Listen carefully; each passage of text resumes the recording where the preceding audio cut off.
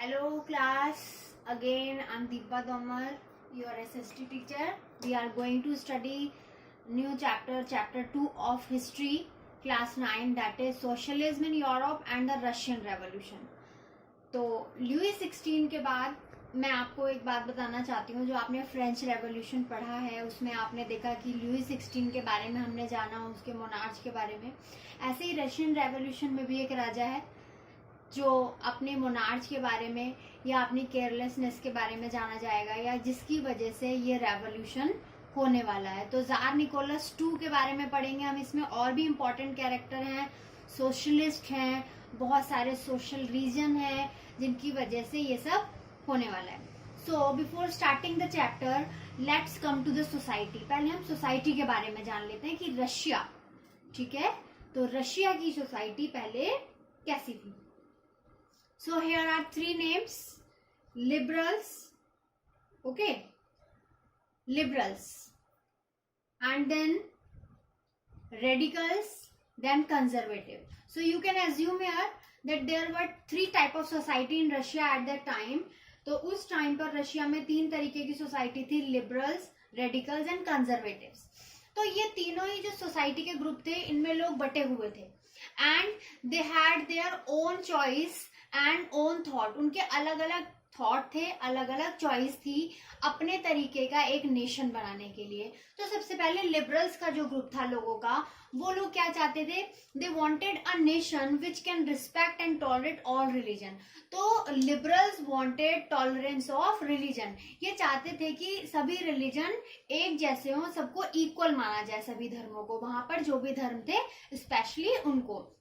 As for example आप Russia में जो मेन रिलीजन था वो था क्रिश्चियनिटी, लेकिन वो भी दो पार्ट में डिवाइडेड था, प्रोटेस्टेंट एंड कैथोलिक्स। तो प्रोटेस्टेंट और कैथोलिक दोनों में बहुत ज्यादा डिफरेंस किया जाता था, या दोनों में डिस्क्रिमिनेशन किया जाता था। तो ये चाहते थे कि वो रिलीजियस टॉलरेंस आना चाहिए कि दोनों को इक्वल माना जाए, या बाकी के जो रिलीजन है उनको एक जैसा माना जाए। They opposed uncontrolled power of dynastic ruler.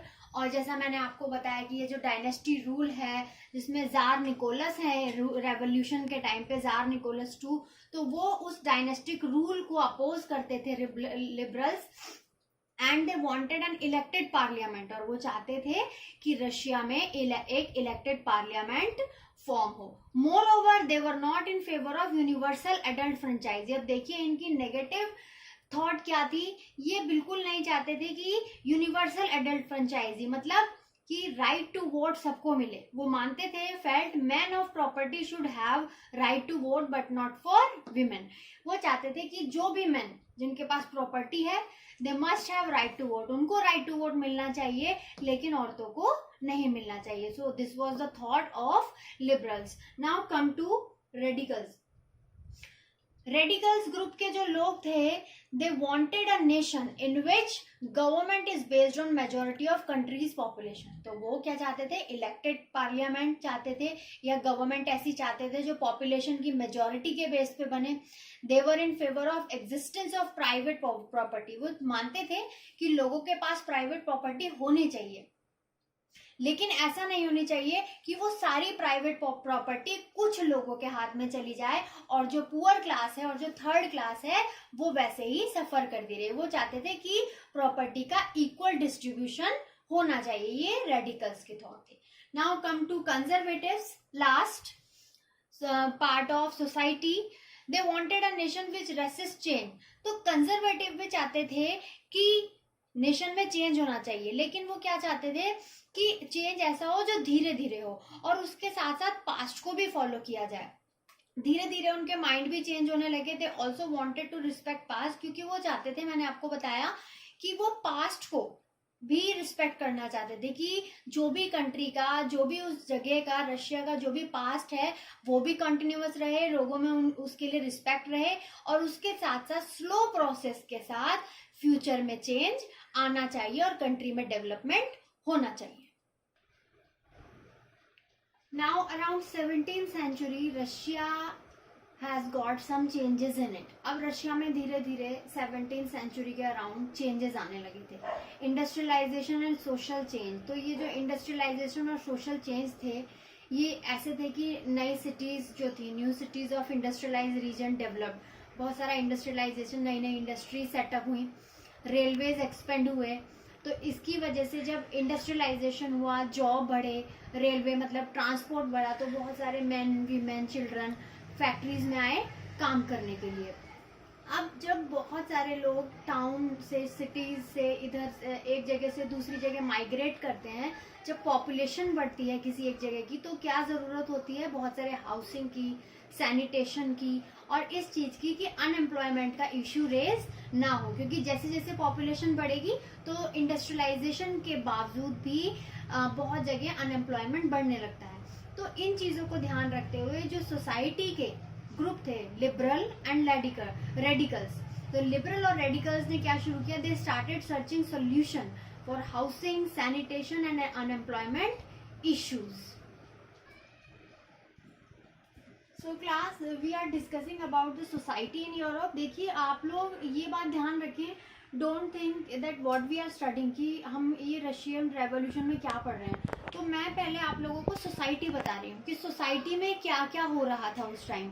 सबसे पहले हमने सोसाइटीज के ग्रुप जाने, ठीक है, रेडिकल, लिबरल्स, कंजर्वेटिव। उसके बाद मैंने आप लोगों को बताया कि इस तरीके से इंडस्ट्रियलाइजेशन और सोशल चेंज आए, ठीक है, कि कैसे कैसे डेवलपमेंट हो रहा था और कैसे कैसे उन डेवलपमेंट को मेंटेन किया जा रहा था। अब इसी के साथ है सोशलाइजेशन इन यूरोप, कि सोशलाइजेशन और किस किस तरीके से हो रहा था।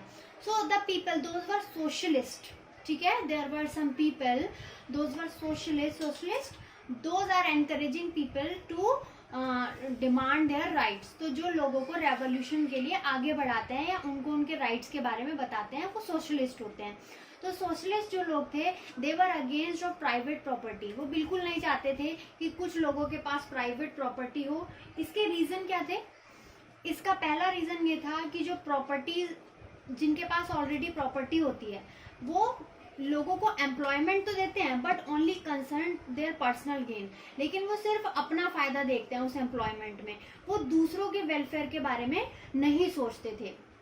सेकेंड रीजन इसका ये था कि कुछ सोशलाइजेशन बिलीव, कि कुछ समाज के लोग ये बिलीव करने लगे थे कि कोऑपरेटिव्स बननी चाहिए। कोऑपरेटिव्स मतलब बहुत सारे लोगों का ग्रुप मिला के इंडस्ट्रियलाइजेशन होना चाहिए या डेवलपमेंट किया जाना चाहिए। तो वो लोग ये डिमांड करते थे कि गवर्नमेंट को कोऑपरेटिव को एनकरेज करना चाहिए। तो ये दोनों ही तरीके से क्या था कि अगर मान लीजिए कि एम्प्लॉयमेंट प्रॉपर्टी पर्सन दे रहे हैं, जिनके पास अपनी प्रॉपर्टी है, वो तो अपने बारे में सोचेंगे, ठीक है, वो अपने फायदे के बारे में सोचते थे, और एम्प्लॉयमेंट लोगों को इसलिए दिया जाता था जिससे जो उनका काम है वो चलता रहे। दूसरी बात, अगर कोऑपरेटिव्स भी बनती तो भी क्या होता, उसमें भी बहुत सारे जो प्रॉपर्टीड मैन थे वो मिलके कोऑपरेटिव बनाते, लोगों को एम्प्लॉयमेंट देते, लेकिन फिर भी फायदा किन्हें होता, जो प्रॉपर्टीड मैन है उन्हें होता।